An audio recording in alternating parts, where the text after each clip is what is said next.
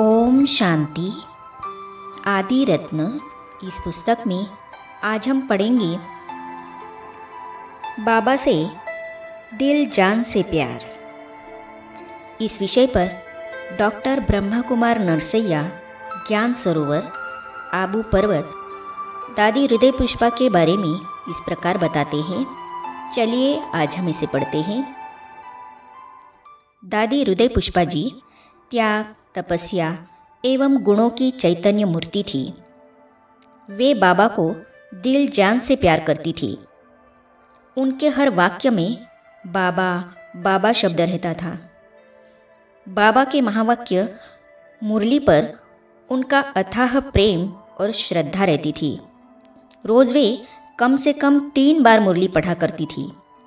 कोई भी आए, चाहे छोटा या बड़ा, वे खुद मुरली पढ़कर सुनाती थी। जब वे योग में बैठती थी तब सिर्फ अपने देह को ही नहीं, सारी दुनिया को भूलकर तन्मय होकर बाबा की लगन में मगन रहती थी।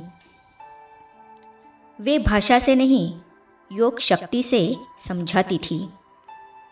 वे कर्नाटक की राजधानी बेंगलुरु में रहती थी, लेकिन उनको कन्नड़ भाषा नहीं आती थी। वे भाषा से नहीं, अनुभूति से, योग की शक्ति से जिज्ञासुओं को समझाती थी, अनुभव कराती थी। वे सात्विक अन्न, पवित्रता, योग तथा मुरली को प्रथम स्थान देती थी। वे कभी खाली नहीं बैठती थी, हमेशा किसी न किसी सेवा में व्यस्त रहती थी। प्रतिदिन सुबह की मुरली वे ही सुनाती थी। मुरली के बाद फ्री होती तो सबके साथ सब्जी काटने में बैठ जाती थी। अगर कपड़े सिलाई करने होते तो कपड़े कटिंग करके देती थी। हर संकल्प सिद्ध। दादी हृदय पुष्पा जी की एक प्रबल इच्छा थी कि बेंगलुरु नगर में एक राजयोग भवन बनाएं और उसके अंदर एक बड़ा शिवलिंग रही और उस शिवलिंग के अंदर आध्यात्मिक संग्रहालय अर्थात म्यूजियम रहे। हमने देखा कि दादी जी कोई भी संकल्प करती थी वो सिद्ध हो जाता था या वे उसे सिद्ध कर लेती थी। योग भवन बनाते समय उस ज़मीन तक जाने के लिए, चलने के लिए ठीक रास्ता ही नहीं था, लेकिन दादी जी वहीं रहकर कंस्ट्रक्शन का काम कराती थी। उन दिनों शिवलिंग रूप का कोई भवन हमारे विद्यालय का नहीं था।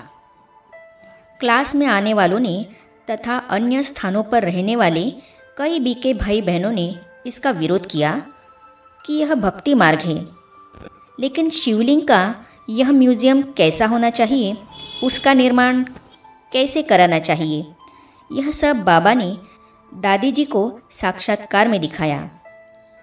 दादी जी ने उसी अनुसार शिवलिंग के रूप का म्यूजियम उस राजयोग भवन में बनवाया। साधन बाबा के कार्य के लिए है। शिवलिंग बनाते समय पैसों की कमी पड़ गई तो उनके पास उस समय 2 कारें थी। दोनों को उन्होंने बेच दिया। उस पैसे से रुके हुए कार्य को आगे बढ़ाया।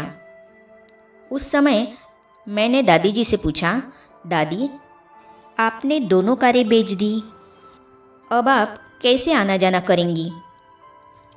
वीवीपुरम सेंटर से राजयोग भवन करीब 16 किलोमीटर दूर है। तब उन्होंने कहा, बाबा है, किसी न किसी कार वाले को भेज देगा, वो आकर ले जाएंगी। जो साधन हमारे पास है वो बाबा के कार्य के लिए है, न कि पर्सनल सेवा के लिए। इस प्रकार वे हमेशा बाबा की सेवा को ही प्रथम स्थान देती थी, बाद में अपने को। फिर तो रोज़ कोई न कोई भाई आकर उनको वहाँ छोड़ता था और ले आता था। पूरे दक्षिण भारत में ईश्वरीय ज्ञान एवं राजयोग का बीज उन्होंने बोया। उनके तपोबल, मनोबल एवं धारणा के बल के फलस्वरूप आज हजारों ईश्वरीय सेवा केंद्र पूरे दक्षिण भारत अर्थात कर्नाटक, आंध्र प्रदेश, तमिलनाडु और केरल में सेवा कर रहे हैं। धीरज और योगबल से सफलता। सेवा क्षेत्र में कोई भी विघ्न आए, या परिस्थिति आए, वे कभी घबराती या चिंतित नहीं होती थी। उन्होंने धीरज और योगबल से काम लिया और काम किया। एक बार मधुबन से 2 बसें भर के भाई बेंगलुरु आए थे टूर पर। उन दिनों राज्य भर में मिट्टी का तेल कंट्रोल में था, किसी भी दुकान में नहीं मिलता था।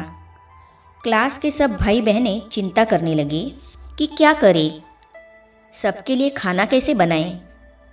दादी जी जाकर बाबा के कमरे में योग में बैठ गई। भाई बहनें आपस में मिलकर अपने अपने घरों से मिट्टी का तेल लेकर आए। सबका इकट्ठा किया हुआ तेल इतना हो गया कि सब कार्य व्यवस्थित रूप से संपन्न हुए। उन्होंने हम सबको यह पाठ पढ़ाया कि कोई भी समस्या आती है या कोई भी कार्य करना है तो बाबा को साथ रखो और बाबा की याद में करो, तब बाबा उस कार्य को सफल करने के लिए कोई न कोई हल निकाल देता है। बाबा पर उनका निश्चय, उनका भरोसा देखने लायक होता था। मुख से बाबा के महावाक्य और चरित्र ही निकलते थे। हमने देखा कि सदा उनके मुख द्वारा बाबा के महावाक्य और साकार बाबा के चरित्र ही निकलते थे। यज्ञ इतिहास सुनाते सुनाते वो खो जाती थी। उनका अनुभव सुनते सुनते हमें भी ऐसा लगता था कि हम भी कराची में साकार बाबा के सन्मुख बैठे हुए हैं। जब माँ सरस्वती बेंगलुरु आई थी, उन दिनों का अनुभव जब वे सुनाती थी, उन्हें सुनते सुनते हम भी सूध-बूध भूल जाते थे। खुशी में तन मन डोलने लगते थे। शुरू शुरू में क्लास में आने वाले कोई भाई बहनें 5 रुपए की भी सेवा करते थे तो तुरंत दादी जी उन पैसों की डाक टिकट मंगवाकर मधुबन भेज देती थी ताकि मुरली भेजने के काम में आए। पुलिस इंस्पेक्टर हाथ जोड़कर खड़ा हो गया। एक बार बेंगलुरु में कोई विघ्न आया। पुलिस इंस्पेक्टर दादी जी से इंक्वायरी करने सेंटर पर आया। उस समय मैं भी वही था। वो इंस्पेक्टर आकर थोड़ी ऊंची आवाज़ में ही पूछने लगा कि कहाँ है आपकी दादी जी। उस समय दादी जी अपने कमरे में योग कर रही थी। वह वहीं गया। दादी जी को देखते ही उसको क्या साक्षात्कार हुआ पता नहीं। वह दादी जी को दंडवत प्रणाम कर हाथ जोड़कर खड़ा हो गया। थोड़े समय के बाद बिना कुछ पूछे वहाँ से चुपचाप चल पड़ा। लेकिन दादी जी ने उसको बुलाकर टोली अर्थात प्रसाद देकर भेजा। रक्षाबंधन के त्यौहार पर दादी जी शाम को राखी बांधने के लिए बैठती थी और रात 10 बजे तक लगातार योग युक्त होकर सबको दृष्टि देते हुए राखी बांधती थी। हमें ऐसा अनुभव होता था कि राखी बांधने के समय बाप दादा भी वहाँ उपस्थित है।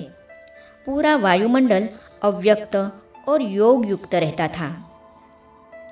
उनसे देवी का साक्षात्कार।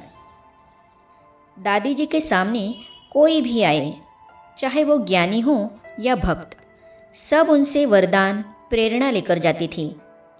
कई लोगों को तो दादी जी को देखकर देवी का साक्षात्कार होता था।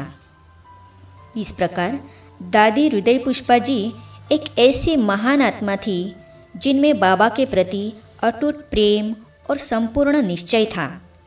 वे सत्यता, आज्ञाकारिता, ईमानदारी, वफादारी, फरमान बरदारी की सजीव मूर्त थी। दादी जी मुरली की दीवानी थी। वे सदैव योग युक्त रहती थी। देखने वालों को ऐसा लगता था कि वे परमात्मा के प्रेम में लवलीन हैं। वे एक महान योगिन व तपस्विनी थी। आगे हम पढ़ेंगे आदि रत्न भाव विश्व किशोर के लौकिक और अलौकिक जीवन की कहानी। तो इसे हम पढ़ेंगे अगली कड़ी में। तो ये जानने और पढ़ने के लिए इस चैनल को सब्सक्राइब करने के साथ ही साइड में जो बेल आइकॉन है उसे भी क्लिक कीजिए ताकि आने वाली सभी वीडियो और अब तक की सारी वीडियो आप तक पहुंचती रहेगी। ओम शांति।